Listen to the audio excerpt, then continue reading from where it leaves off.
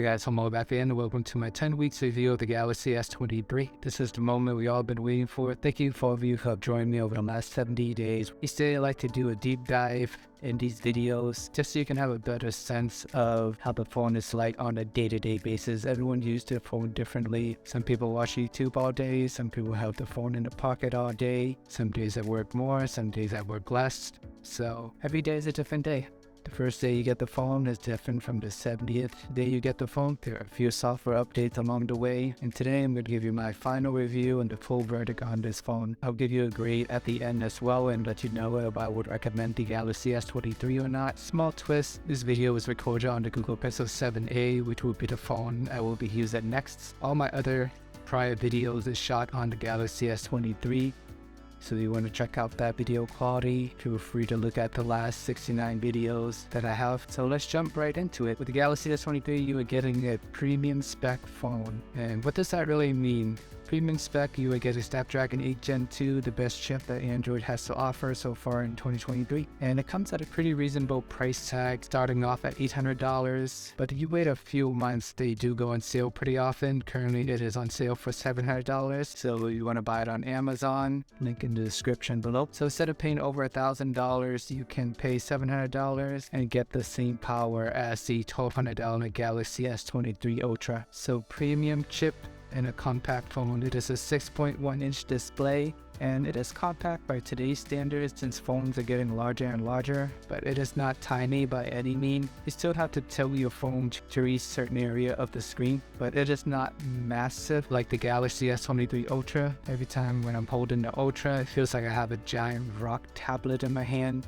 and always makes me nervous that I'm gonna drop it. But with the S23 base model, it is a great size, so small phone users can rejoice, and it is a pretty good battery for the phone size as well. 3900 milliamp doesn't really look like much, but along with the new chip, I personally saw a 30% improvement over the Galaxy S22 in terms of battery life, and that is due to the significant improvement in standby time. With the S22, I was barely getting 9 hours on average, but with the S23, I get anywhere from 12 to 13 hours, 3 to 4 hours of screen on time under normal usage. And normal usage just means me going to work, going about my day, not sitting here and watching YouTube for 13 hours straight.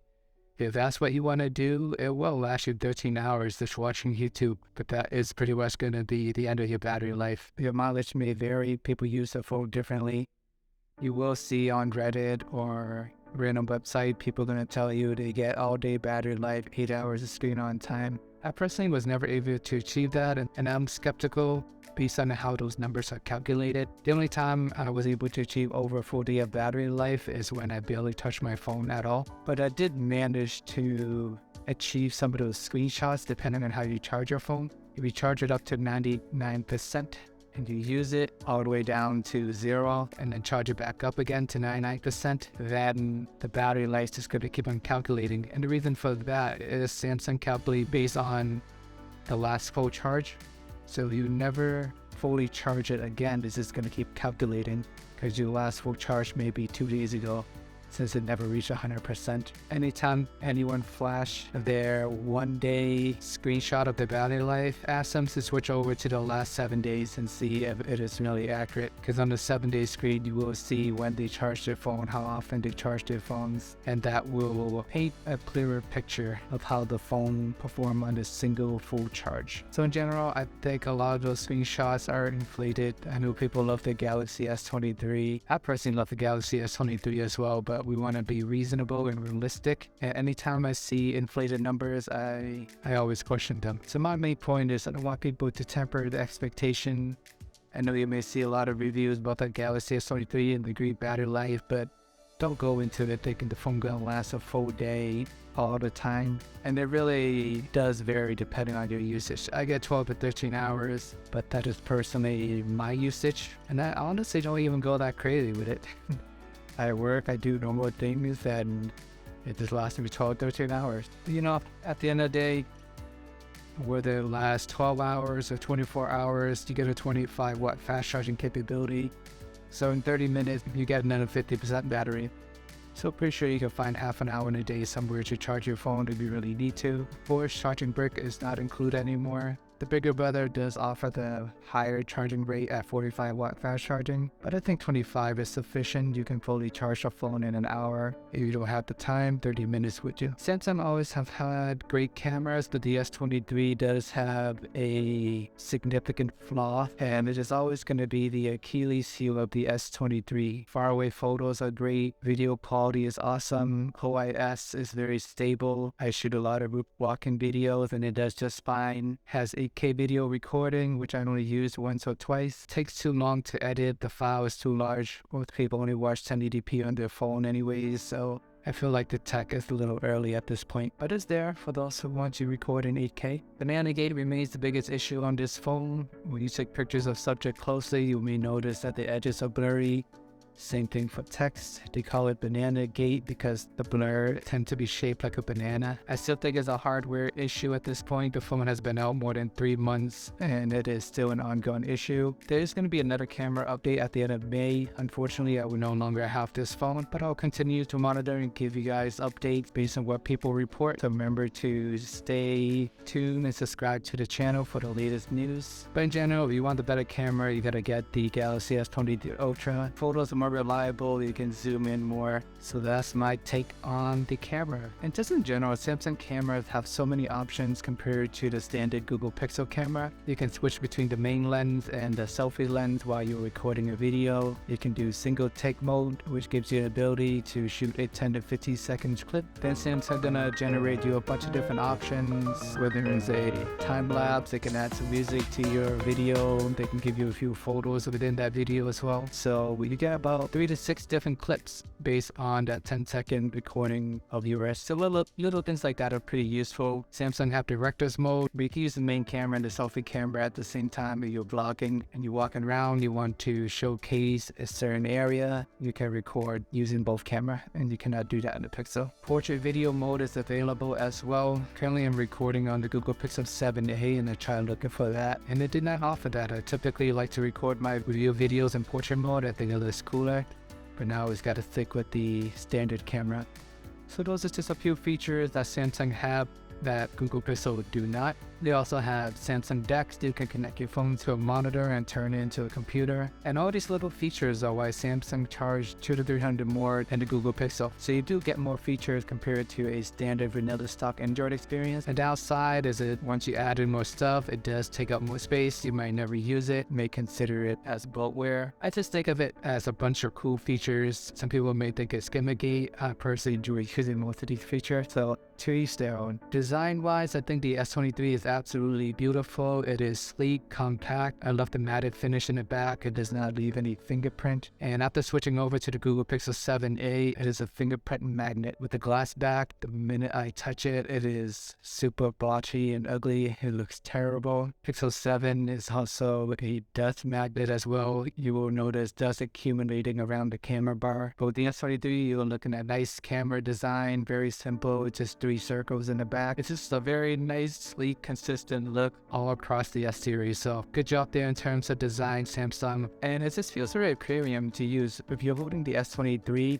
and then you switch to the A54, it looks exactly like the S23 series, but it feels much lighter and cheaper. And you will notice the difference in terms of the premium build between the A series and the S series. But if you slap a case in your phone, you're just going to be holding your plastic case, so it doesn't really matter at that point. I personally enjoy using my phone without cases, and I do appreciate the differences between how the S series feel and how the A series feel in the hand. Fingerprint sensor is actually really fast, but I think the sensor is really small, so I find that I miss it pretty often. So I always need to tap it a few tries. Either that or just have rear fingerprints. But if you have issue with your fingerprint sensor, with Android in general, you have many unlocking options. You can swipe pattern, you can use pin codes, they got face unlock. So try one of those options, smart body detection. It's a lot of different ways to unlock your phones. And with the S23, you are getting your premium screen. Samsung have always made one of the best displays out there. This one is no difference. Definitely took it for granted during my whole time when I was using the S23. Anytime you see 750 nits, you just think it's a random high number, but it doesn't really mean much if you're just staring at it every single day. But the minute I switch over to the Google Pixel 7a and just using it on day one, I noticed the difference right away when I'm outside. With the Pixel 7a, you are getting 931 nits. is basically half of what the S23 has to offer, and you can tell it is much darker. I mean, I can still see it, but the differences are jarring, and it is night and day for me. Once again, this is why Samsung charged $200 or $300 more. I mean, at the end of the day, you pretty much get what you pay for. People love the budget phones. I personally enjoy the budget phone as well, which is why I did switch over to the Google Pixel 7a. But at the same time, you have to pay more for the premium specs. S23 have great connections in general. I've never experienced any weird drops, issues, or anything like that. Whether it's Bluetooth, 5G, no complaints there. I don't really notice anything different, which is good news. That means it's doing a good job. The only time I do a deep dive in connection issue is when I'm actually having issues. So connectivity is perfectly fine. So final verdict on the Galaxy S23, I would give it a solid B+. I really enjoyed my time with this phone. I personally prefer premium phones under $1,000, and I love using compact phone. It's just so much easier to navigate everyday life, whether you're traveling, going for a jog, moving around, getting in and out the car. Just taking a phone in and out of your pocket is so much easier to whip these phone out with one hand compared to the Galaxy S23 Ultra. Every time I take it out, I feel like I need to cradle it with my two arms so I don't drop my $1,200 phone. But with the S23, it is so compact and easy to use. It's just very pleasant experience having the smaller Galaxy S23. And it comes with the same powerful chip as the big brothers. You get a solid battery life for a small phone. Depending on how you go about your day, if you start work at 9, you get out of work at 5, it'll last you a few hours after that. And even if you're at work, just put a wireless charger or any charger around you feel like you need more battery. I think it is suffice for a normal work day. The only thing stopping it from greatness is Banana Gate. I personally take a lot of food photos, close-up photos, pictures of receipts and text, and I notice the flaw every time I snap a close-up picture. It's not really reliable. It does make me second guess myself just to be sure all the text that I captured contain all the information I needed. But if you don't care for the camera in general, you love the Samsung UI, it is a great compact phone, powerful chip.